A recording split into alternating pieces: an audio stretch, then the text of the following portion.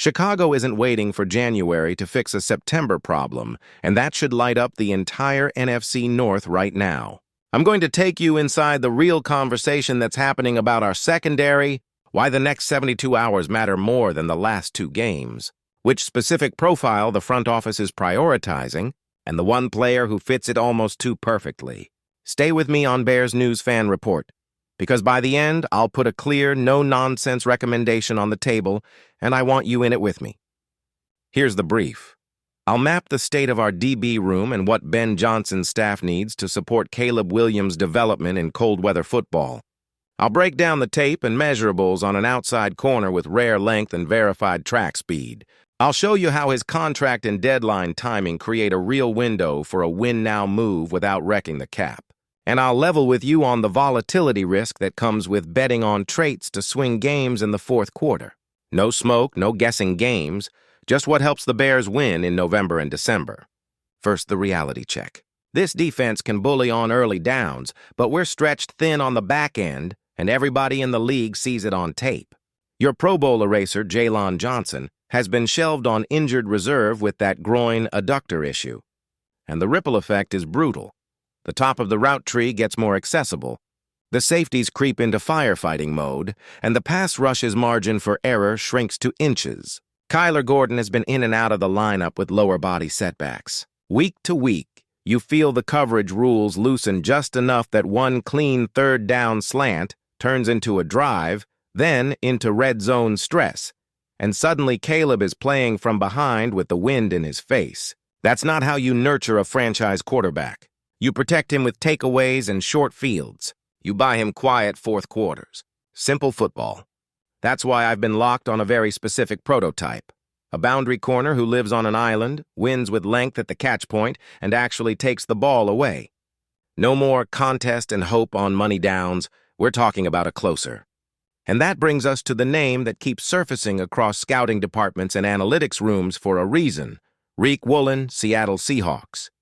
6'4" on the perimeter with 33-plus-inch arms, legit 4.26 track speed verified at the combine, and a production profile that isn't a rumor. Double-digit career interceptions already, 40-plus passes defensed across his first 3-plus seasons, with a 2024 line that included 3 picks and 14 PBUs in a top 10 league finish for passes defended. He's not a maybe one-day build. He's a live ball magnet right now. The speed isn't just a 40 time either. It shows up in recovery. If he opens the gate a beat early on a dig go or gets nudged off the red line by a power 9, he can still close the back door and arrive with violence at the catch point. That's the trait that flips scripts in this league. Now fit. Ben Johnson is modernizing this team's football language, and the defense has to complement that with field position, not just survival. In Chicago, Woolen's length lets you play with leverage and disguise. You can spin late to 3-match, bait the glance route, and still carry a vertical outside without panicking for help. Pair him with Jaylon when healthy, and you unlock asymmetry. Jaylon is your technician, a patient mirror who wins with eyes and tempo. Woolen is your range and chaos, the guy who threatens the sideline shot and dares coordinators to test him in the honey hole outside the numbers. That 2-corner palette gives your safeties the freedom to cheat into tendencies and your front the confidence to hunt. Add December wind at Soldier Field and watch quarterbacks second-guess the deep outbreaking stuff that's been hurting us. There's also a coaching context angle people overlook. Seattle is a defense-first program under Mike McDonald now. He's meticulous about spacing, tackling, and eyes. That's a terrific environment, but it also means a gambling length-plus-speed corner is held to hard standards snap to snap. Woolen's tape shows both outcomes, the splash play that steals a possession and the occasional bust where his bet gets counterpunched by a double move.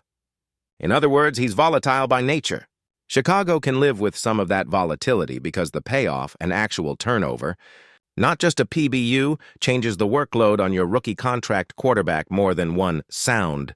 Solid 11-yard completion allowed ever will. If you're building for January, you bet on game swingers. Let's talk money and timing, because this is where the window opens. Woolen is in the final year of his rookie deal, and because of the proven performance escalator, his 2025 cap hit is still modest for a CB1 skill set. There's no fifth-year option for a fifth-rounder, so any team acquiring him gets the rest of this season plus the right to talk extension early. That's powerful leverage at the deadline. His number fits cleanly, and you're not married long-term unless you choose to be. For the Bears, who have kept room to maneuver in season, that's exactly the profile you target. Impact without long-term handcuffs. Price? He isn't cheap because teams pay for turnovers, not measurables, but an offer structure that respects upside and guards against downside. Think a day 2 pick that de-escalates. If snap thresholds aren't met or a player plus conditional day 3, gets you in the conversation without mortgaging the spring.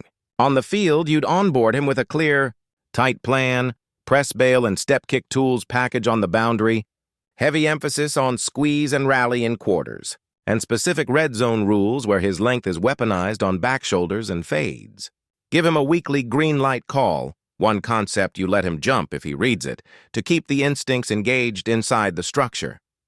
That's how you harmonize the gambler in him with the discipline this staff demands. Now, the risk, because you deserve candor.